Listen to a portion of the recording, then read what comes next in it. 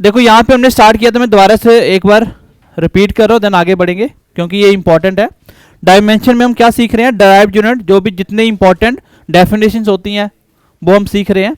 हमने सबसे पहले पढ़ा एरिया। एरिया क्या होता है, लेंथ इनटू ब्रेड्थ, दो डायमेंशन को प्रोडक्ट करो वही उसका एरिया कहलाता है। तो एरिया निकालने का तरीका होगा एल इंटू बी, या बिट्स को ब्रेड्थ ही कहते हैं। अब इसमें अगर ऐसा यूनिट पूछेगा तो आपको ये याद होगा, तो ऐसे अपने आप बन जाएगा। कैसे, क्योंकि लेंथ भी एक दूरी है, ब्रेड्थ भी एक दूरी है, तो दोनों की दूरी दो बार आ गई तो meter meter meter square. Dimension पूछेगा तो डायमेंशन का मतलब होता है M L T, mass, length और टाइम की फॉर्म में लिखना। मास को एम ही लिखा जाता है, टाइम को टी और एल को, लेंथ को एल। इसमें लेंथ आ रही दो बार तो खाली डायमेंशन L2 आ जाएगा, M0 T0 होगा। उसके बाद हमने पढ़ा वॉल्यूम। वॉल्यूम क्या होता है, तीन डायमेंशन का प्रोडक्ट, लेंथ ब्रेड्थ हाइट, तो तीन डायमेंशन तीन बार मीटर क्यूब आ गया। ठीक है, फिर हमने पढ़ा डेंसिटी के बारे में। डेंसिटी क्या होता है, मास पर यूनिट वॉल्यूम। आप किसी चीज में कितना मास भर सकते हो, जितना ज्यादा आएगा कम जगह में उतनी ज्यादा क्या होगी, उसकी डेंसिटी होगी। जैसे सॉलिड की डेंसिटी ज्यादा होती है एज कंपेयर टू लिक्विड, और लिक्विड की डेंसिटी गैस से ज़्यादा होती है क्योंकि वो कम जगह में ज़्यादा मॉलिक्यूल्स रख सकते हो आप। तो डेंसिटी का तरीका होता है मास पर यूनिट वॉल्यूम। अब यहाँ से ऐसे यूनिट पूछेगा तो कैसे निकालोगे, मास क्या होता है किलोग्राम, वॉल्यूम क्या होता है मीटर क्यूब, किलोग्राम पर मीटर क्यूब। डायमेंशन पूछेगा तो किलोग्राम मतलब मास एक बार आ गया और नीचे टाइम तीन बार, तो टाइम ऊपर चला जाएगा, मास एक एम एक बार, टाइम और लेंथ -3, लेंथ आ गया वो। आगे मैंने बताया वेलोसिटी। वेलोसिटी क्या होता है, rate of change of displacement. अगर आप डिस्प्लेसमेंट को टाइम के अकॉर्डिंग चेंज करोगे वही क्या कहलाती है, वेलोसिटी। कितनी डिस्प्लेसमेंट कितने टाइम में चेंज होगी उतनी ज़्यादा वेलोसिटी होगी, पर जितना कम टाइम लगेगा ज़्यादा डिस्प्लेसमेंट कवर होगी, तो मतलब उसकी वेलोसिटी ज़्यादा है। वेलोसिटी एक तरह की स्पीड ही होती है, दोनों में फ़र्क क्या होता है ये आज आप सीखोगे। ठीक है, स्केलर और वेक्टर क्वांटिटी के अंदर। एक्सेलरेशन क्या होता है, rate of change of velocity. पहले आप डिस्प्लेसमेंट चेंज कर रहे थे टाइम के अकॉर्डिंग तो वेलोसिटी कहलाती है, अब आप वेलोसिटी को चेंज करोगे तो क्या कहलाएगा, एक्सेलरेशन। फिर वर्क, काम क्या होता है, फोर्स लगाओगे और उस चीज का डिस्प्लेसमेंट होगा। फोर्स इनटू डिस्प्लेसमेंट क्या होता है, काम।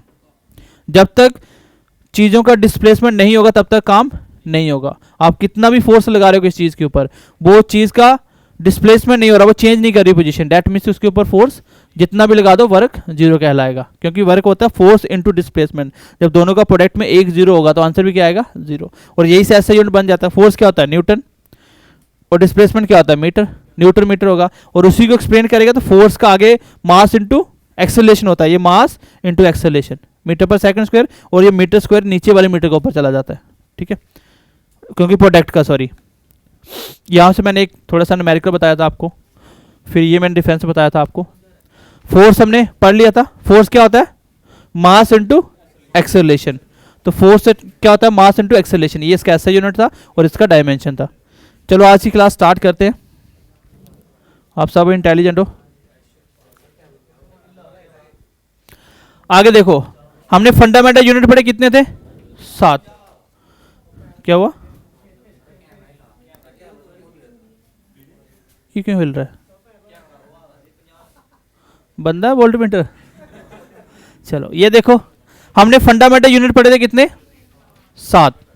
तो फंडामेंटल 7 थे, कौन कौन से थे बताओ। सबसे पहले था मास, उसका ऐसा यूनिट होता है किलोग्राम, फिर है लेंथ मीटर, ठीक है, और फिर टाइम का सेकंड, इलेक्ट्रिक करंट का एम्पेयर, फिर टेम्परेचर का केल्विन, अमाउंट ऑफ सब्सटेंस मोल, और ल्यूमिनस इंटेंसिटी या लाइट इंटेंसिटी उसका क्या होता है, कैंडिला। फिर हमने पढ़ा डेराइव्ड यूनिट, मैंने कुछ इंपॉर्टेंट सारी डेफिनेशन आपको बता दी। आपने जितने भी यूनिट पढ़े ये डेराइव्ड वाले, वो सारे दो दो चीज़ से मिलकर बन रहे थे। जैसे मास इंटू एक्सेलरेशन, वहाँ पे लेंथ भी आ रहा था, टाइम भी आ रहा था, ऐसे अलग अलग चीज़ें आ रही थी। लेकिन फंडामेंटल में एक चीज़ के लिए एक ही यूनिट होता है। और आगे आता सप्लीमेंट्री, ये कितने होते हैं, 2। सिंपल से इसके यूनिट याद रखने और कुछ भी इंपॉर्टेंट नहीं है। सप्लीमेंट्री यूनिट एक होता है प्लेन एंगल और एक होता है सॉलिड एंगल। मतलब मान लो सर्कल के बीच में एंगल निकालना, ये हो गया आपका प्लेन एंगल। जैसे दो लाइनों के बीच का एंगल, इसको कहते हैं प्लेन एंगल। ये प्लेन के ऊपर एंगल, जैसे मैं इसके फर्श के ऊपर एंगल बनाता हूँ तो ये हो गया प्लेन एंगल। एक 3D ऐसे एक बॉल ले लो, उसके बीच में से एंगल काटना है 3D में, उसको क्या कहते हैं, सॉलिड एंगल। देखो यहाँ पे क्या बोल रहा है, it is the angle between two line, दो लाइनों के बीच का एंगल या प्लेन के बीच का एंगल, उसको क्या कहते हैं, प्लेन एंगल। ये कौन सा सप्लीमेंट्री यूनिट होता है। और इसका जो यूनिट है वो याद रखना रेडियन होता है, बस ये क्वेश्चन पेपर में पूछा जाएगा। What is the SI unit of plane angle. अब बच्चों को पता नहीं प्लेन एंगल क्या होता है, तो प्लेन एंगल मतलब दो लाइनों के बीच का एंगल, उसको क्या कहते हैं, क्योंकि हम हर एक चीज़ को मेजर कर सकते हैं तो सबको मेजर करने के लिए अलग अलग चीज़ें बनाई गई। तो प्लेन एंगल क्या होता है, इसका एसआई यूनिट रेडियन होता है। तो आपने देखा होगा सर्कल का हम जो भी एरिया निकालते हैं पाई आर स्क्वायर, रेडियस पे डिपेंड करती चीज़ें, सर्कमफ्रेंस वो भी रेडियस 2 पाई आर। तो प्लेन एंगल का जो एसआई यूनिट वो क्या होता है, रेडियन। अगर बात करें सॉलिड एंगल की, ये कौन सा एंगल होता है, it is the angle between the 3 dimension, 3D की बात होती है यहाँ पे, उसके बीच के एंगल को क्या कहते हैं, solid angle. Plane angle, solid angle, इसका ऐसा यूनिट याद रखना, क्योंकि हम चैप्टर क्या पढ़ रहे हैं, मेजरमेंट यूनिट। स्टीरेडियन क्या होता है, स्टीरेडियन। ये देखो यहाँ पे एक प्लेन में काटा हुआ है और ये 3D में काटा हुआ एंगल है, ठीक है, 3D के ऊपर। तो सिंपल सा याद रखना, सप्लीमेंट्री यूनिट कितने होते हैं, 2 होते हैं। कौन कौन सा, plane angle, solid angle. Plane angle की बात करें उसका ऐसा यूनिट होता है रेडियन, सॉलिड एंगल की बात उसका ऐसा यूनिट होता है स्टीरेडियन। बस इतना याद रखना, ज़्यादा दिमाग नहीं लगाना इस पर।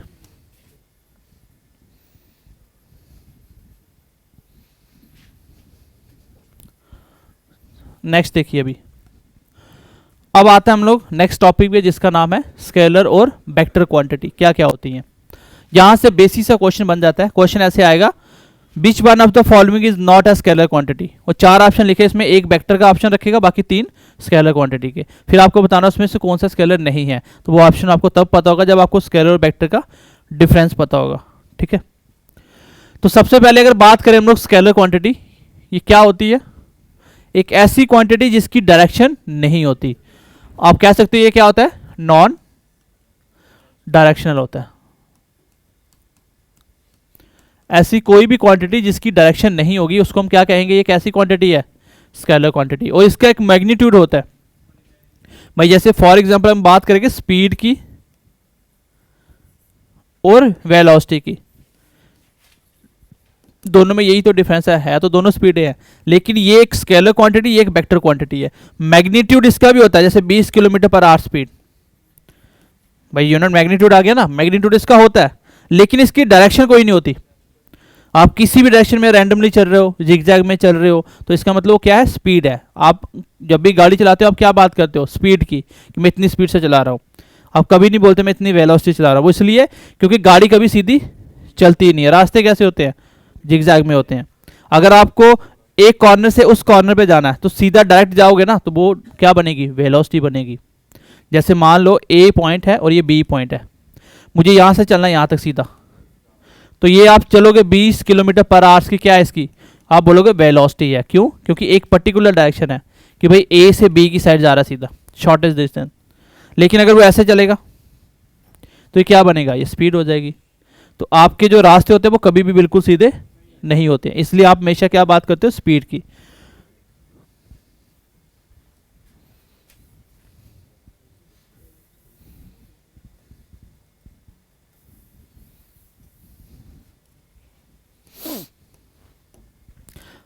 तो स्केलर क्वांटिटी क्या होती है, जिसकी डायरेक्शन नहीं होती, जिसकी डायरेक्शन नहीं होती।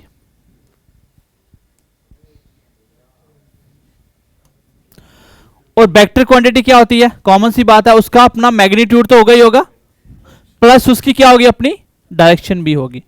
तो वेक्टर ऐसा कोई भी क्वांटिटी, ऐसी कोई भी डेफिनेशन जो भी आप पढ़ रहे हो जिसमें डायरेक्शन कंपलसरी होती होगी, वही क्या कहलाएगी, वेक्टर क्वांटिटी। जिसमें डायरेक्शन का कोई रोल नहीं है उसको क्या कहते हैं, स्केलर क्वांटिटी। और पेपर में क्वेश्चन ऐसे पूछा जाता है, 4 ऑप्शन देके पूछे, इसमें बताओ कौन सा वेक्टर क्वांटिटी है, कौन सा स्केलर क्वांटिटी है, फिर आपको वो पहचानना पड़ेगा। आप दोनों में कोई एक को याद कर लो, दूसरा अपने आप हो जाएगा। हम वेक्टर वाली लर्न करेंगे। अगर वेक्टर की बात करें, चलो डिस्टेंस और डिस्प्लेसमेंट का डिफरेंस समझ लेते हैं पहले। देखो कहीं लिखा तो नहीं है,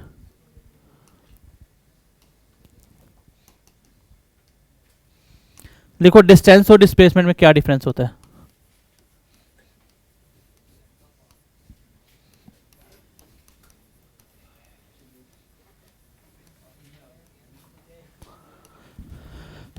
डिस्टेंस एंड डिस्प्लेसमेंट दोनों के बीच का फर्क क्या होता है। आधे बच्चों को ये पता ही नहीं होता है कि दोनों में कोई फर्क भी है, सबको अभी तक लगता सेम ही है। एक काम करो, एक बच्चा बाहर मोटर बंद करके आओ, मोटर बंद करके आओ, साइड पे देखना कहीं मिल जाएगा। देखो अगर हम बात करें डिस्टेंस और डिस्प्लेसमेंट दोनों में, देखो डिफरेंस क्या होता है। मान लो मुझे ए पॉइंट से बी पॉइंट के पास जाना है, एक ए से बी के पास जाना है, और ये इसका डायरेक्ट रास्ता डेट इज 4 किलोमीटर का। कितना है? 4 किलोमीटर। मुझे ए से बी की साइड चलना है, तो इसकी एक पर्टिकुलर डायरेक्शन बता दी कि आपको इस ए की डायरेक्शन में चलना है, तभी बी के पास पहुंचोगे। तो इसको मैं कहूंगा क्या? डिस्प्लेसमेंट। और ये डिस्टेंस भी होता ही है क्योंकि दूरी भी होती है। तो पहले दोनों की डेफिनेशन पता होनी चाहिए, फर्क क्या होता है। देखो अगर हम बात करें डिस्टेंस की, तो डिस्टेंस होता है बेसिकली लेंथ ऑफ पाथ। क्या होता है? पाथ मतलब रास्ता। जितना भी रास्ता आप लोग कवर करोगे वो सारा क्या कहलाएगा? डिस्टेंस। बस जितना भी कवर करोगे उसको काउंट करते जाओ, कोई फर्क नहीं पड़ता कहां से कहां जा रहे हो, लेकिन रास्ता कवर करते चले जाओ, उसको हम क्या कहेंगे? डिस्टेंस। इसकी कोई डायरेक्शन नहीं होती है क्योंकि ये कैसी क्वांटिटी है? ये एक स्केलर क्वांटिटी है। और अगर हम बात करें डिस्प्लेसमेंट की, तो डिस्प्लेसमेंट क्या होता है? Shortest distance between initial and final point.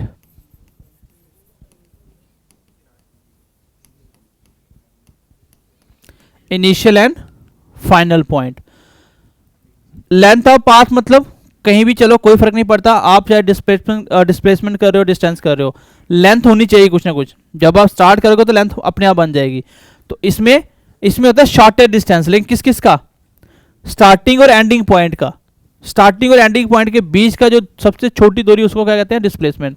अब आप ध्यान से देखेंगे, ये एक वर्ड होता है, इट इज या it may be zero. Displacement क्या हो सकती है? जीरो हो सकती है। फॉर एग्जाम्पल आपने ए से स्टार्ट किया और ऐसे चक्कर लगा के अगेन ए पे खड़े हो गए, मुझे पूछा गया बताओ इसकी डिस्प्लेसमेंट कितनी है, तो मैं बोलूँगा डिस्प्लेसमेंट का मतलब होता है मुझे इनिशियल और फाइनल के बीच की सबसे छोटी दूरी देखनी होती है। तो इनिशियल पॉइंट भी यही है, फाइनल भी यही है, क्या बीच में दूरी है कोई? तो डिस्प्लेसमेंट जीरो हो जाएगी। लेकिन डिस्टेंस कभी जीरो नहीं होता, इट नेवर बी, क्योंकि जब आप चलना स्टार्ट करोगे तो कुछ ना कुछ डिस्टेंस हो जाएगा, थोड़ा सा भी करोगे चाहे वो मिलीमीटर में होगा, लेकिन डिस्टेंस हो जाएगा वो। ठीक है, तो डिस्टेंस और डिस्प्लेसमेंट में फर्क क्या होता है, थोड़ा सा आइडिया मिला आपको। अब मान लो मुझे इस कॉर्नर से इस कॉर्नर पे जाना है, तो अगर ये ए है, बी है, सी डी है, मुझे ए से बी के पास सी के पास जाना है, तो अगर तो मैं सीधा चलूंगा डायगनली तो ये कहलाएगा डिस्प्लेसमेंट एंड डिस्टेंस। तो डिस्प्लेसमेंट हमेशा एक ही होती है, वो भी शॉर्टेस्ट डिस्टेंस। लेकिन डिस्टेंस ऐसे भी चल सकते हो, आप पहुंच जाओगे, इस साइड से भी चल सकते हो, आपका मन करेगा ऐसे घूम के पूरा से आओ।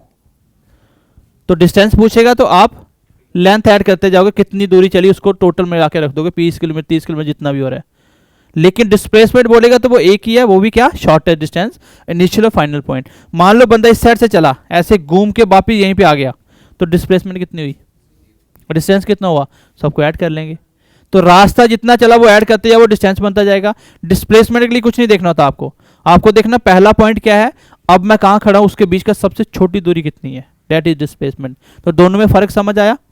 और इससे एक बात तो क्लियर हो जाती है कि शॉर्टेस्ट डिस्टेंस एक ही तरीके से हो सकता है। वो कैसे?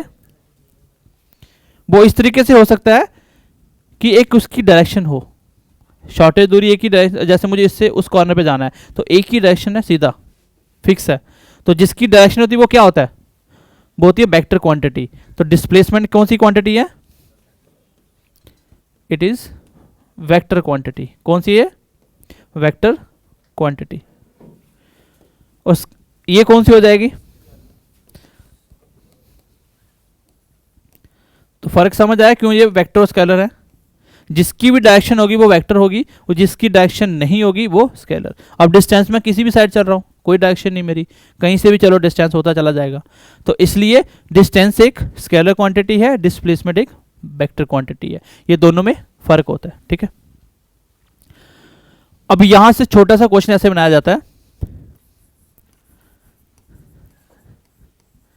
An athlete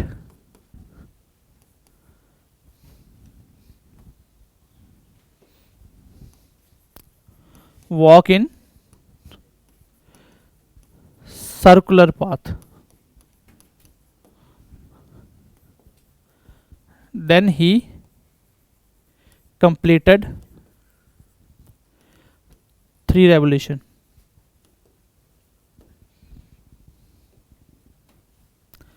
Then find displacement.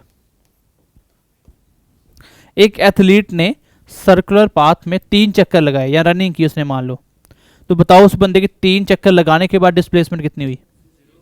Displacement 0 होगी। क्यों? क्योंकि वो जहां खड़ा था अभी भी वही खड़ा है, तो इनिशियल फाइनल का डिस्टेंस कितना है? 0, डिस्प्लेसमेंट 0 होगी। मैं पूछूं बताओ डिस्टेंस कितना होगा? Find distance. तो डिस्टेंस निकालने के लिए आपको थोड़ा सा ज्योमेट्री का या मेंसुरेशन कॉन्सेप्ट आना चाहिए कि सर्कल में एक चक्कर की जो दूरी होती है उसको कहते हैं पेरीमीटर, जिसको सर्कमफ्रेंस कहते हो। एक चक्कर निकालने की दूरी है 2 पाई आर। क्या होता है? 2 पाई आर। तो 3 चक्कर लगाए तो 3 बार हो गया 2 पाई आर। भाई एक चक्कर में इतनी दूरी, तो 3 में 3 बार कर दो, तो आंसर हो जाएगा 6 पाई आर। तो डिस्टेंस आएगा 6 पाई आर, डिस्प्लेसमेंट आएगी 0। सेम अगर 4 चक्कर लगाए तो डिस्टेंस आ गया 4 पाई आर और डिस्प्लेसमेंट अगेन 0। तो समझ आया? दोनों में ऐसे क्वेश्चन बनता है पेपर में कि बताओ कौन सा ऑप्शन सही है।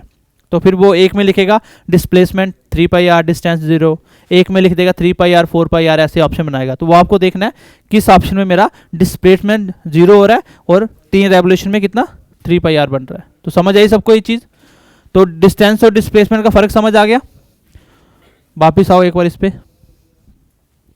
देखो वेक्टर क्वांटिटी की बात करें तो डिस्प्लेसमेंट क्या होगी आपकी? वेक्टर क्या, ये कौन सी क्वांटिटी है? वेक्टर क्वांटिटी, क्योंकि इसकी क्या होती है? एक डायरेक्शंस होती हैं।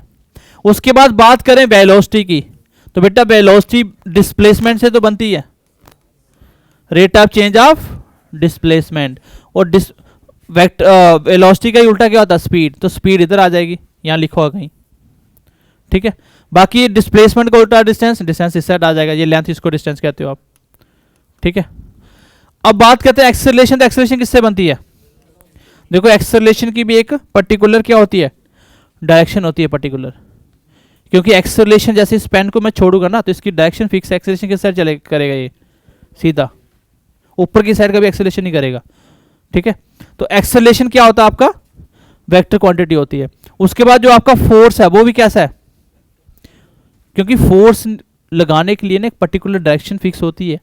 मुझे इस दीवार पे फोर्स लगाना, तो मैं इस दीवार पे लगाऊंगा तो उस पर फोर्स लगेगा ही नहीं, तो एक डायरेक्शन से लगाएगा तभी फोर्स लगेगा जिस पे लगाना चाहते हो। तो फोर्स भी आप ऐसे समझ लो कि वो भी किससे बनती है? Mass into acceleration. तो एक्सेलरेशन उसमें भी आ रहा है, ऐसा समझ लो। फिर उसके बाद आता है मोमेंटम। मोमेंटम में क्या होता है? Mass into velocity. फिर उसके बाद आता है इलेक्ट्रिक फील्ड। इलेक्ट्रिक फील्ड समझते हो क्या होता है? इलेक्ट्रिक फील्ड जैसे तारों में करंट फ्लो करता है, उसके आगे पीछे एक फील्ड बनता है, वो फील्ड की डायरेक्शन क्या होती है? फिक्स होती है। इलेक्ट्रिक फील्ड एक ही डायरेक्शन में चलता है। उसके बाद आता है मैग्नेटिक फील्ड। जैसे आपने मैग्नेट देखा होगा तो वो भी तो एक ही साइड खींचता है, तो उसकी फोर्स एक ही साइड पे उसकी डायरेक्शन होती है। एक मैग्नेट इधर रखोगे तो इधर से कभी फोर्स नहीं लगेगा, वो आपस में खींचेंगे। अपोजिट करोगे तो रिपेल कर देंगे, क्योंकि उसका फोर्स अपोजिट लग जाता है, ठीक है। Opposite charge attract each other और same charge repel each other. तो ये चीजें याद कर लो। इसमें एक और ऐड कर लो, टॉर्क। टॉर्क आपने सुना होगा, गाड़ी में टॉर्क निकाला जाता है, कितनी टॉर्क प्रोड्यूस करता है ये, ठीक है। तो ये चीज याद कर लो, ये वेक्टर क्वांटिटी है। इसके बिना कुछ भी आ जाए, कोई भी डेफिनेशन आ जाए, वो सारी किसमें डाल दोगे? स्केलर में। बस आप ये 3-4 याद कर लो। डिस्प्लेसमेंट, उससे हमने बनाया वेलोसिटी, देन बनाया एक्सीलरेशन, फिर बनाया फोर्स और मोमेंटम। साथ में और क्या कर दिया हमने एक्स्ट्रा? मैग्नेटिक और इलेक्ट्रिक फील्ड और टॉर्क। इसके बिना कुछ भी आ जाए आप किसमें डाल दोगे? जैसे हमने पढ़ा लेंथ, एरिया पढ़ा, वॉल्यूम पढ़ा, स्पीड, मास, डेंसिटी, टेम्परेचर, प्रेशर, वर्क, जो भी हमने डेफिनेशन पढ़ी सारी किसमें डाल दी हमने? स्केलर क्वांटिटी में। तो इसमें जो पेपर में क्वेश्चन बनाया जाता है वो ऐसे ही होता है। जैसे क्वेश्चन आ गया, मान लो which one of the following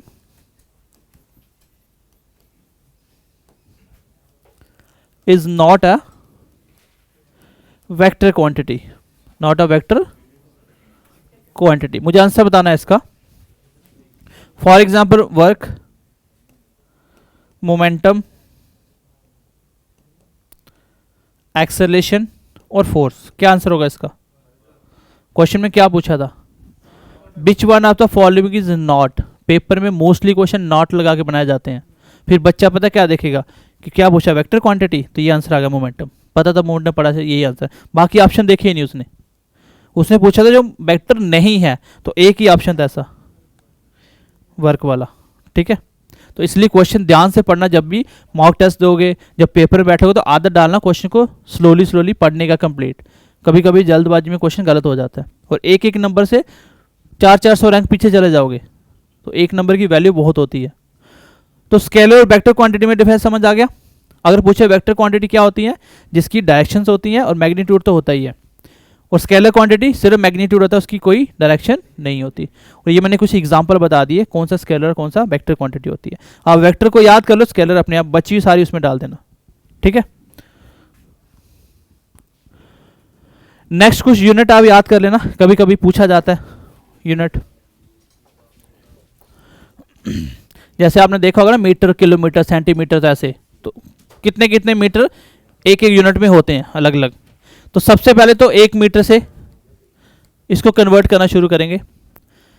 इससे बड़े यूनिट बनेंगे तो वो कैसे आएगा, ऊपर की साइड, और इससे नीचे जाओगे तो वो उससे छोटे हो जाएंगे, 1 मीटर से छोटे।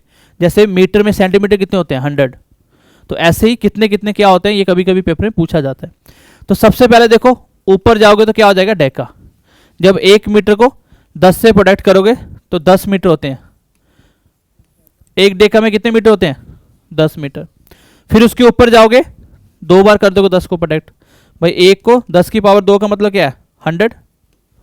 तो कितना हो जाएगा, 100 मीटर। 100 मीटर में 100 मीटर को क्या कहते हैं, 1 हेक्टो। 1 हेक्टो। और 1000 में क्या होता है, 1 किलो। ये तो सबको पता होगा, 1 किलोमीटर जिसको बोलते हो, ये सबको पता होता है, डेका, हेक्टो और किलो। इसके ऊपर वाले क्या हो गया, देखो अब एक का गैप नहीं है। पहले तो आपने 1 जीरो बढ़ाया, फिर 2, फिर 3, अब 4 नहीं है। अब आप समझ लो 3 के टेबल स्टार्ट हो जाएगा, 3, 6, 9, 12 आगे चलता जाएगा, लेकिन ज़्यादा डीप में नहीं जाना। ये जो मेन कुछ यूनिट होते हैं वो आपको देखने हैं, क्योंकि पेपर में क्वेश्चन आ जाएगा कि बताओ 1 किलोमीटर कितना होता है, तो 10 की पावर 3 इतना मीटर होता है। 10 की पावर 3 मीटर करो कितना हो जाएगा, 1000 मीटर। भाई यही होता है, क्योंकि 1 को प्रोडक्ट किससे करो वही आएगा ना। तो हम 1 मीटर को कन्वर्ट कर रहे हैं, तो इसका मतलब 10 की पावर 3 मीटर को क्या कहते हैं, 1 किलोमीटर। 10 की पावर 6 को क्या कहते हैं, मेगा। और 10 की पावर 9 को गीगा, और 10 की पावर 12 को टेरा। तो स्टार्ट कैसे हुआ, सबसे पहले डेका, फिर हेक्टो और फिर किलो। यहाँ तक तो पता होना ही चाहिए। उसके बाद 3 का टेबल स्टार्ट हो जाएगा, 3, 6, 9, 12। 3 की पावर 6 हो गए तो क्या हो जाएगा, मेगा। जैसे आप इलेक्ट्रिसिटी देखते हो ना, मेगावाट, तो वो भी एक यूनिट होते हैं। तो सेम उसके बाद मेगा के बाद गीगा, फिर उसके बाद टेरा। ठीक है, मेगा, गीगा और टेरा, 3 ये याद करना। ये 6 यूनिट आपको पता होने चाहिए, तो कभी कभी पेपर में आते हैं। ये बड़े यूनिट है, ये बड़े यूनिट है, जैसे ऊपर जाते हैं बढ़ते जाएगा वैल्यू। अब आता है नीचे डेसिमल में। भाई यहां तक समझ आया सबको। सबसे पहले क्या है, डेका। डेका क्या होता है, 10 की पावर 1। 10 की पावर 2 उसको क्या कहते हैं, हेक्टो। 10 की पावर 3 उसको क्या कहते हैं, किलो। 10 की पावर 3 के बाद मल्टीप्लाई शुरू हो जाएगा, 3 की मल्टीप्लाई 2, 6। 10 की पावर 6 को क्या कहते हैं, मेगा। और 10 की पावर 9 को क्या कहते हैं, गीगा। और 10 की पावर 12 को टेरा। ठीक है, जैसे आपने मेमोरी देखी होगी, टेराबाइट, गीगाबाइट, मेगाबाइट, वैसे ही यूनिट होते हैं ये। ठीक है, अब आ जाओ उल्टी साइड से, 10 से नीचे आ जाओ। पहले हमने क्या किया था, मल्टीप्लाई, अब हम करेंगे डिवाइड। 10 की पावर 1 से डिवाइड करने के बाद 10 की पावर -1, यही हुआ ना, 10 की पावर 1 ऊपर चला जाएगा, तो इसलिए इसको नेगेटिव पावर कहा जाता है, क्योंकि ये डिवाइड किया जाता है। अगर आपको पूछे कोई, बताओ जी 5 मीटर में कितने डेसीमीटर होते हैं, 5 मीटर में कितने डेसीमीटर होते हैं, तो सर 10 की पावर 1 से डिवाइड करना होता है, तो आंसर आ जाएगा आधा मीटर, 0.5 मीटर। यही होगा ना, क्योंकि 1/2 बचेगा, तो 1/2 का मतलब क्या होता है, 0.5 मीटर। तो आधे मीटर को क्या कहते हैं, डेसीमीटर कहते हैं। तो इसलिए इसकी पावर नेगेटिव बोला जाता है। बढ़ाना है तो मल्टीप्लाई करोगे, कम है तो डिवाइड करोगे। तो 10 की पावर -1 को क्या कहा जाता है, डेसीमीटर।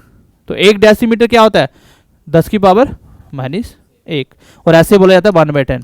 ये होता है आपका 1 डेसीमीटर। समझ आई बात की। अब डेसी के बाद क्या होता है सेंटी, सबने पढ़ा होगा 1 मीटर में कितने सेंटीमीटर होते हैं, 100 सेंटीमीटर होते हैं। 1 में कितने होते हैं, 100 सेंटीमीटर। उसके बाद आता है आपका मिली। तो मिली जैसे इंजेक्शन होता है ना, मिलीमीटर में इंजेक्शन के जो मेजरमेंट होती हैं, 5 mm 4 mm, ठीक है, तो वो यही होता है 5 मिलीमीटर। तो 10 की पावर -3 क्या होता है, मिली। पहले हो गया डेसी, ऊपर था डेका, नीचे डेसी, फिर सेंटीमीटर, फिर मिलीमीटर। तो मिलीमीटर तक ये तो 6 तो आप सबको वैसे ही पता होने चाहिए। ये तो कॉमन यूनिट है जो बार बार यूज होती है। कभी ये अगर आप देखोगे तो सेंटीमीटर, जैसे आप ज्योमेट्री वगैरह करते हो तो स्केल पे क्या लिखे होते हैं, मीटर सेंटीमीटर होते हैं उसमें। और जो आपका मिलीमीटर हो गया, ये जो आप इंजेक्शन वगैरह पे देखते हो कितना मिलीमीटर लेना है। और ऊपर जाओगे तो किलोमीटर तक आप रनिंग करते हो, ये पता होना चाहिए। उसके बाद हमने देखा मेगा, गीगा और टेरा। नीचे देखो डेसीमीटर, सेंटीमीटर, मिलीमीटर। उसके नीचे आ जाओ, अभी फिर 3 का टेबल स्टार्ट हो जाएगा। जैसे ऊपर 3 का टेबल होता है वैसे 3 का टेबल। आगे क्या आएगा, माइक्रो, फिर आएगा नैनो, फिर आएगा पिको। यहाँ तक याद कर लेना काफ़ी है। अब कोई पूछेगा नैनो, जैसे होता है ना, कोई भी कहता है कि नैनो साइज पार्टिकल है, तो नैनो साइज का मतलब समझ रहे हो कितना छोटा है। नैनो का मतलब क्या है, 10 की पावर -9, मतलब 1 मीटर के कितने हिस्से बनाओ, 10 की पावर 9 करके, मतलब आगे 9 जीरो हैं, इतने हिस्सों में डिवाइड करो, जो साइज आएगा उसको कहते हैं 1 नैनो। तो नैनो पार्टिकल होते हैं बहुत छोटे साइज के। 10 की पावर 12 हो जाए उसको क्या कहते हैं, पीको। कभी कभी पेपर में क्वेश्चन आएगा, बताओ असेंडिंग ऑर्डर में कौन सा ऑप्शन सही है। असेंडिंग का मतलब होता है बढ़ते क्रम में। ऑप्शन लिख देगा, मान लो माइक्रो, फिर सेंटीमीटर, मिलीमीटर, पीको। तो सबसे पहले छोटा फिर बड़ा ऐसा लगाना है। अब आपको देखना पड़ेगा सबसे छोटा कौन है। सबसे छोटा इसमें क्या है, मिलीमीटर, सेंटीमीटर, पीको सबसे छोटा है, तो पहले पीको लगाएंगे। फिर उससे बड़ा कौन है, ये क्या लिखा हमने, मिलीमीटर, ये सेंटीमीटर, और एक और कोई बना लो, एक नैनो लिख लो, और एक सेंटीमीटर लिख लो। चलो अब इसके बाद इससे छोटा कौन है, क्योंकि ये सबसे छोटा होता जाएगा, इससे छोटा आ जाएगा नैनो। फिर नैनो के बाद कौन आएगा, अब देखो सेंटीमीटर और मिलीमीटर दोनों में बड़ा कौन है, देखो सेंटीमीटर से छोटा है, सेंटीमीटर बड़ा सबसे, तो ये आ जाएगा मिलीमीटर, फिर आएगा सेंटीमीटर, तो ये आ जाएगा असेंडिंग ऑर्डर। डिसेंडिंग मतलब कम होते ऑर्डर में, तो सबसे पहले इसको लिखेंगे, तो ऐसे क्वेश्चन बन जाते हैं। तो इसलिए यूनिट किसी भी तरीके से पूछा जा सकता है। समझ आई सबको, मैं एक बार रिपीट करता हूं सारा, क्योंकि पेपर में मेजरमेंट यूनिट है, कुछ भी पूछा जा सकता है, इसलिए आपको याद रखना है। देखो 3 पावर तक तो दोनों चीजें आनी चाहिए। 10 की पावर 1 प्रोडक्ट कर रहा है पहले, 10 की पावर 1 क्या बनता है आपका, डेका।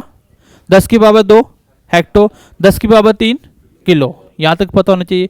नीचे उल्टा चलेंगे तो क्या आ जाएगा, सबसे पहले डेसी, डेसी मतलब 10, 10 की पावर -1, 10 की पावर -2 क्या होता है, सेंटी, फिर उसके बाद मिली, 10 की पावर -3।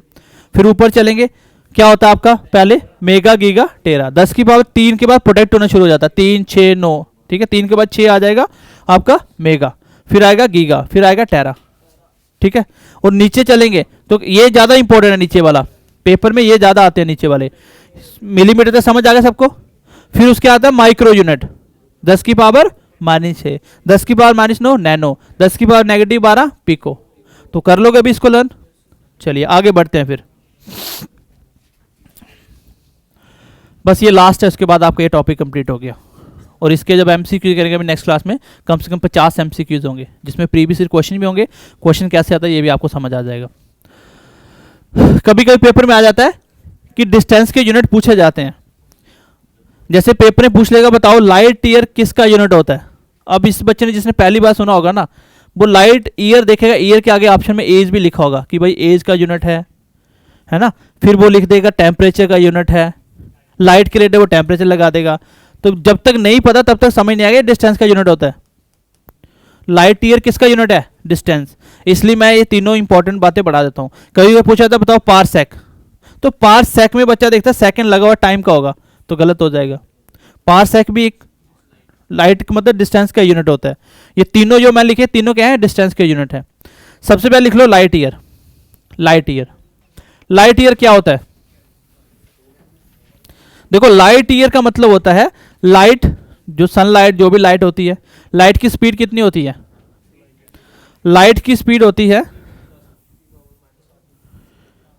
स्पीड ऑफ लाइट होता है 3 मल्टीप्लाई 10⁸ मीटर पर सेकेंड। 1 सेकेंड में इतना मीटर चलती है लाइट, ठीक है, 1 सेकेंड में इतनी स्पीड से लाइट चलती है। और लाइट ईयर का मतलब होता है 1 साल में लाइट कितना चलेगी। आप खुद सोच के देखो, 1 सेकेंड में इतना मीटर चलती है और 1 साल में कितना चलेगी, तो जितना भी चल जाएगी जो दूरी होगी उसको क्या कहते हैं, 1 लाइट ईयर। समझ आई बात की। मल्टीप्लाई 10⁸ का मतलब 8 टाइम्स 0, इतना मीटर लाइट 1 सेकेंड में चलती है। और आप सोच के देखिए कि 1 साल में कितना चलेगी। देखिए कि 1 सेकेंड में लाइट इतना चल सकती है, 1 साल में कितना चलेगी, और जितना भी वो चलेगी उसको कहते हैं 1 लाइट ईयर। तो इनडायरेक्टली लाइट ईयर मैं किसके लिए यूज कर रहा हूँ, दूरी निकालने के लिए। तो लाइट ईयर डिस्टेंस का ही यूनिट होता है। कभी कभी बच्चे लाइट ईयर देख के एज ऑप्शन आंसर लगा के आ जाते हैं, ठीक है। तो distance light travels in 1 year, उसी को कहते हैं लाइट ईयर। और इतना किलोमीटर दूरी चलती है 1 साल में लगभग। इसको याद करने की नीड नहीं है, लेकिन लाइट ईयर क्या होता है ये पता होना चाहिए। लाइट ईयर होता है 1 साल में लाइट द्वारा चली गई दूरी को ही 1 लाइट ईयर कहते हैं। आप सोच के देखो 1 लाइट ईयर कितना है।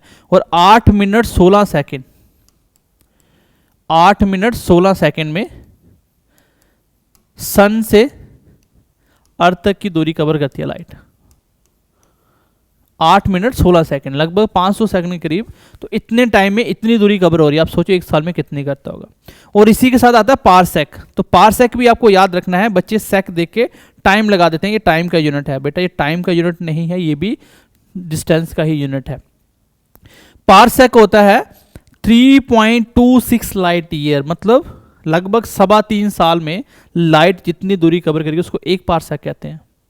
जब हम एक स्टार से दूसरे स्टार के बीच की दूरी मेजर करते हैं तो हम मोस्टली इसको लाइट ईयर में करते हैं, लाइट ईयर में करते हैं, क्योंकि वहाँ पे मीटर किलोमीटर बोलेंगे तो लिखा नहीं जाएगा, बहुत लंबा नंबर हो जाएगा, इसलिए लाइट ईयर यूज़ करते हैं।